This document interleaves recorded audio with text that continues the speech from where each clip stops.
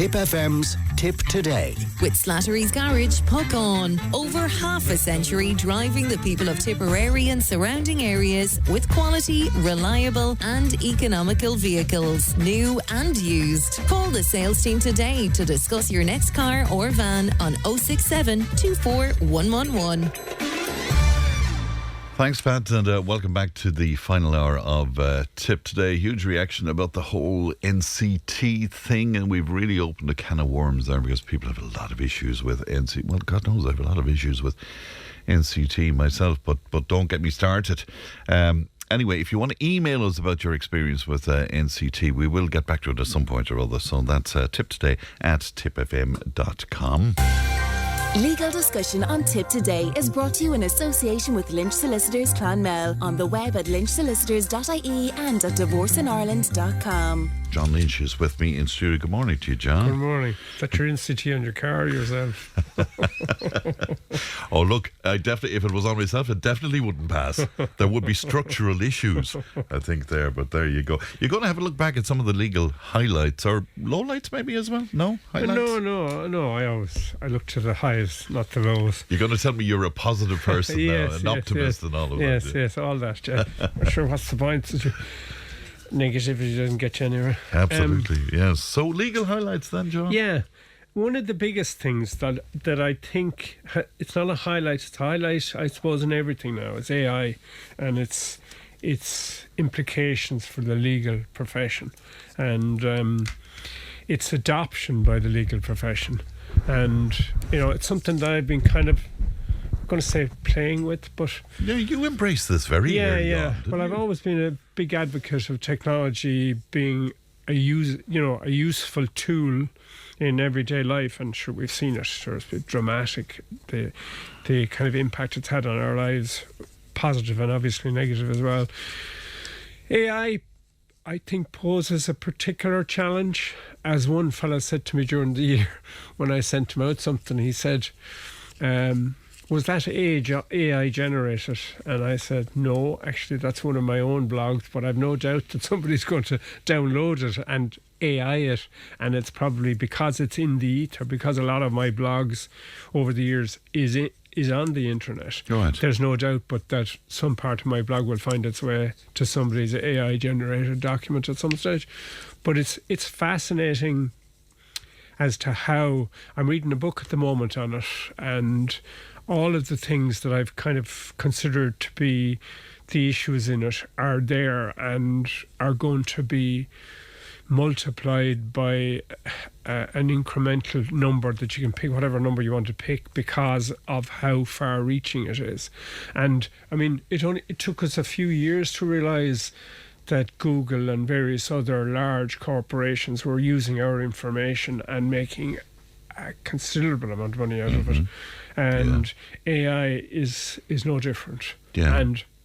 But even worse, isn't it? Because it's soaking up everything. It's literally, everything. it's like a vacuum cleaner, but like a vacuum cleaner, it's taken a lot of all the other stuff dross with it as well. Yeah. But where it is hugely useful is, I've always considered that I'd love to practice law and not get bogged down in what are the side issues to get into the actual practice of law. Well, the mundane stuff. Yeah. Well, yeah, and then the mundane stuff is essential at the outset, and you can't get to the non-mundane stuff without going through the mundane. Like, there's no shortcut for studying the law, there's no shortcut for reading the material, but unfortunately AI will produce a shortcut for you, because what AI will do is to, and this is the danger in it, is it will give you, I mean, down the years, you've always had to deal with barrister lawyers. And the fella in the pub saying, "Oh, I had one of them cases, and this is how I would do it." And that's fair enough. And I have never had an issue with somebody telling me that somebody told them something, because at the end of the day, it's all part of the information process. But if somebody is now going to start coming into me talking about, well, actually, not only did they Google it, but they AI'd it, and AI tells me this, and I mean that produces, that in itself produces a challenge. But just to get down to where it's starting to have an impact in the legal arena.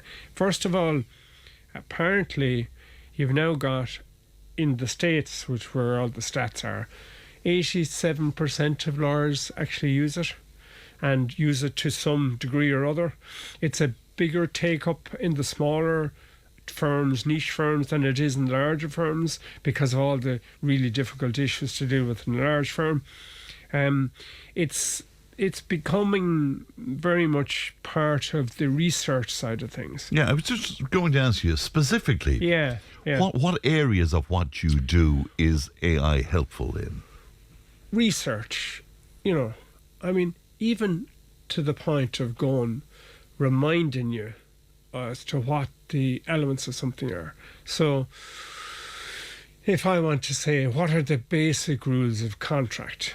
What are the fundamental rules of contract? I can put that into ChatGPT, Gemini, DeepSeek, you name it, and it'll come out with different, answers to what that is. And can you trust it?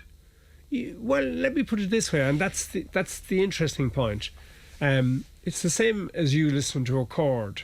I mean, if you've never played an instrument and you ask ChatGPT or whatever it is to give you a chord, C, whatever the hell. Now, if you've never, you're not a student of music, you're not going to know whether that's the right chord or not. Now, similarly with law, if somebody says, here are the 5 principles of equity dealing with blah, blah, blah, blah, you're going to accept it at face value. The advantage of it is that if you have a reasonable degree of knowledge in that particular area, it's hugely helpful. So it's an information source. Yeah, because I used it earlier on today now about the Irish Constitution, Bunrock Behair, and we just needed a quick and it came reminder. It was just fantastic. Correct, correct. Yeah. And therein lies the actual use case of it. Yes. I this morning was looking at a thing that bugs the hell out of me. The way you get so annoyed that something you should really know and you should learn how to do it and you don't, and it keeps coming up and up, repetitively up to you. So every now and then I try and slow myself down to actually find out how to do it properly.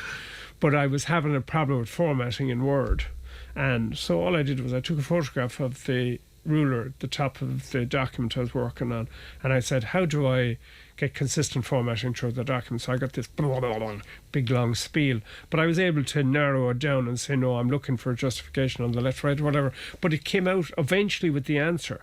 But I put in another question on something else yesterday, and it came out with an answer that was so convoluted and so difficult to understand that I might as well just go and read the book. Yeah, and a friend of mine was talking to me about this only over the weekend and making a very good point. It's as good as what you put into it and how you interrogate it. Correct. Isn't Correct. That's Correct. The creative part There's of it, how you put in. Yeah, but there's a difference. In the way I see it is there's a difference between having information and having knowledge. There's a significant difference there. I can give you a book explaining how to do something, and the book may be very informative, but getting and reading the book and then being able to understand it, interpret it, and use it is the knowledge side. Right. The information side is in the book. So all of the information that you want on legal issues is by and large available on the internet. You can find it somewhere, and not only that, but these search bodies. Funny, I'll give you another example. This morning I was talking to my missus, which, as you would over breakfast, as I was prepping for the show, and she said, what are you talking about? And I said, well, I'm talking about legal issues and I'm also going to talk about AI. She says, oh God. But what she said to me was, we were having a conversation about, she said she read something in the paper that said that Goldman Sachs or something or whatever, some news agency is going to lose 35% of their backroom staff to AI. And she said to me, well, no, Jeannie Mac, so that means that I could be talking to a robot. I suppose they'll get to that stage. I said, are you kidding me? They're there already. Well, at that stage. I said, they're there already. So what I did was, I hope she's not listening.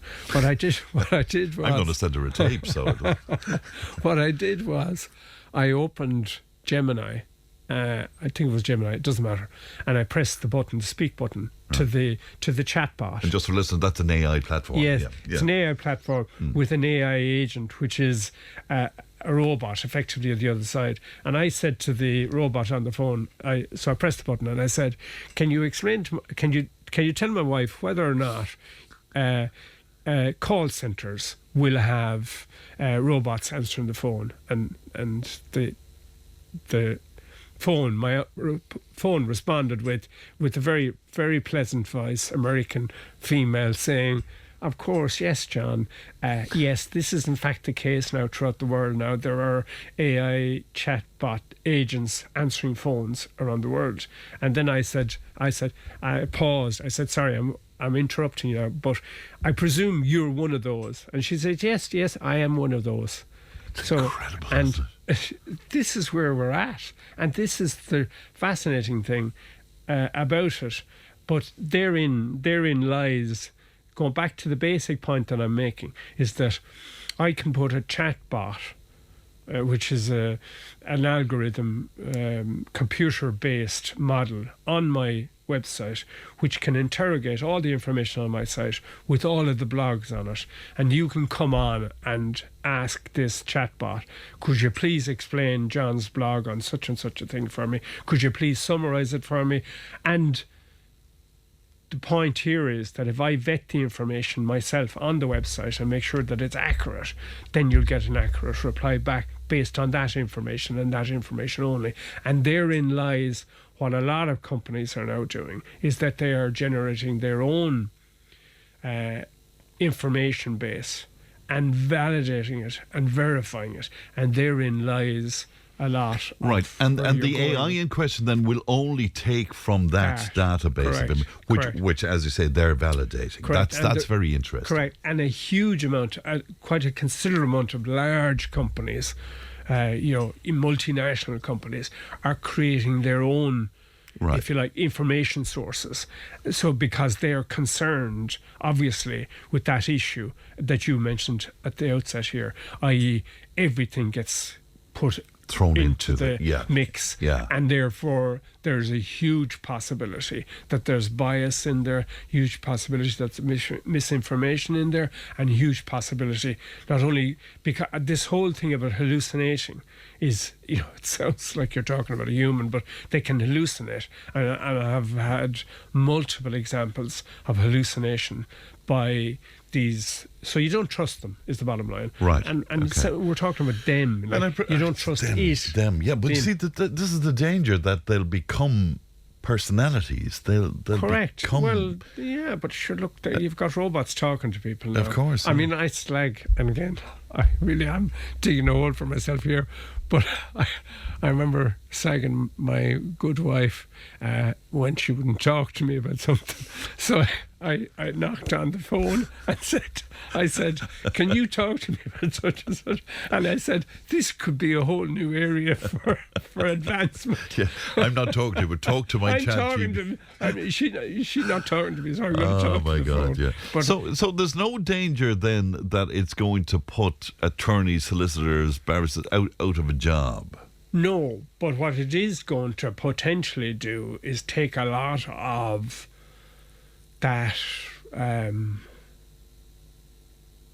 grunt work. Yes. Is that the right word to Yeah, use? sure, yeah. A lot of the grunt work. So it should fine-tune. It should, because again, it's a question of learning how to use it properly. Right. And it should fine-tune. I can't help but put a bit of devilment in here. So if that means then that your staff aren't working as hard as they might have done in the past, would it be cheaper to go along and see John Lynch and his associates then? Well, I mean, the big fear people have, and this, like, I mean, again, I mean, don't forget that it's highly. I feel a sidestep coming on here. We're going. Yeah, but it's a bit like everything else. Doesn't mean that everybody's going to lose their job. No, it just means that everybody can actually be better at their job. It means that we can have a better life balance. It means that, you know what I mean. It means that your work doesn't have to be drudgery. It means that you can do all the bits of your work that you enjoy rather than the bits that you don't. I mean, who enjoys producing reams and reams and reams and reams of paper, whatever, you know? It means that people can pay more attention to the quality of the work rather than the quantity of the work. So Very good, there's a lot of pluses in it. So- There's a lot of dangers in it, but there are a lot of pluses. Yeah, well, I find it invaluable in the last few months in particular. I just love it. I think it's great. And I'm only sort of dipping my toe in it, to be honest with you. What else, John? Right. So, on the more mundane legal side of things, the whole ADR stuff has exploded. ADR?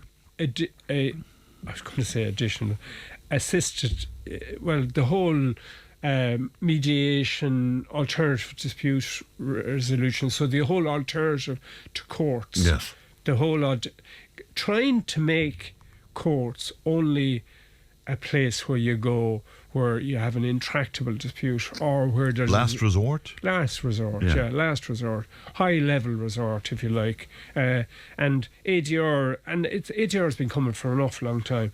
But the other one that I find very interesting is that they've dipped their toe. The legal system has dipped its toe. I'm following your analogy now, into the area of representative actions. Do you remember we talked about class actions? Yes. Yeah. Well, representative actions, or representative actions, yeah, that's what they're called, are a different animal. What effectively it is it's consumer-based litigation, massive, large-scale consumer-based litigation. So you have to be a recognised entity to take the action. So, for example, there's one case that has been taken by one particular body, which escapes me now at this stage. But basically, if there was a large consumer issue within society, like let's say, there was an abusive process, it's something similar to what you often see, like the EU Commission taking cases against Facebook or whatever. But this is a consumer-based action that could be taken in Ireland by a body representing consumers. So let's say, the current one that I have been checking out, I won't say any more than checking out, is the cost of social media, and how much your Facebook costs. But never mind that, how much your Sky costs, how much your whatever, and all these various social. And when you look at the cost of them, and you look at, they say, oh, I'm going to increase it by X, Y, and Z, and how difficult it is to get out of these contracts and all that. And let's say you have a consumer body, which we have, and they decide they're going to take class action on behalf of consumers against a large organisation. So it's like indirect funding to take a big case. So instead of you taking the case against Sky because they won't let you get out of their contract, or they've upped it substantially or whatever, so it's kind of giving this representational action by a particular entity is able to take. They have to be recognised. Even though class actions are not part of our legal system. Even though class actions aren't part of our legal system. Right. And this will deal with something similar to class action outside of the court? Yeah, no, in court. Oh, in court. So okay.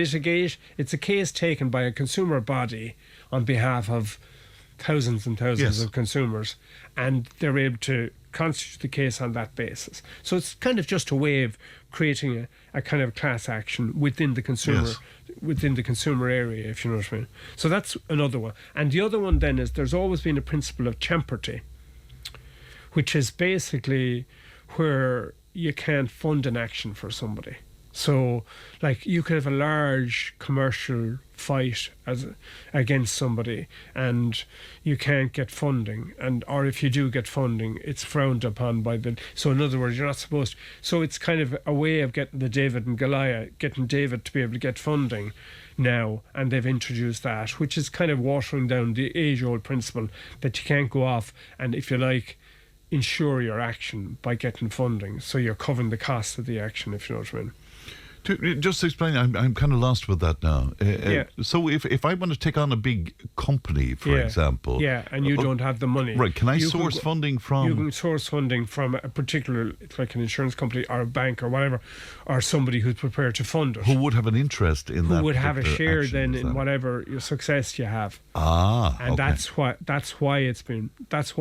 historically it was frowned upon, because effectively what you're doing, it's a bit like, you're kind of you're taking the risk out of litigation. Okay, but you'd have to convince whoever your action is worth supporting in some way. Okay, and the other one that again is starting to come to play is the whole sustainability, what the environmental actions, group environmental actions. So basically taking cases against companies for not being green.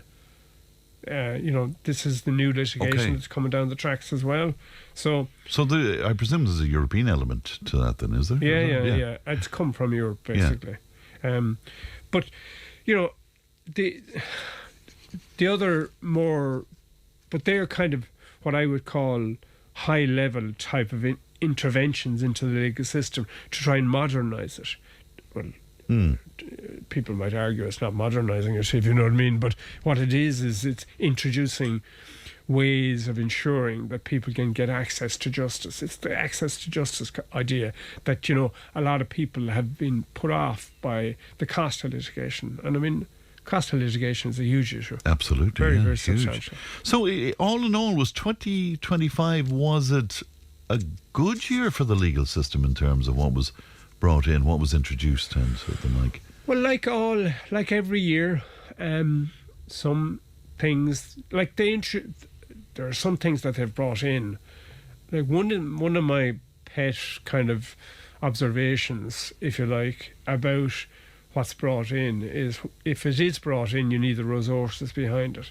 Like they're introducing changes to the family law system, and as an example, I'll give it to you as an example. The new family law system they're talking about, on paper, in terms of what's enacted, looks like it could be good, insofar as what they've tried to do is they tried to make it more accessible. So what they've tried to do is they've tried to move it down to the district court, which is more of a local court venue. Problem with that is that if you don't resource the local venue, what you end up doing is flooding an already flooded system. Sure, yeah. And it was only the other day I was talking to somebody who said that they were down in the district court and they're on their 5th visit to the court and they still haven't been heard. Now, I'm thinking to myself, if you reintroduce what is a good idea to try and make and reduce the time and the cost of litigation to the person who's taking it, which is an absolute good idea, well then, you need to put the resources in place. And it's a bit like the other observation that I make about, the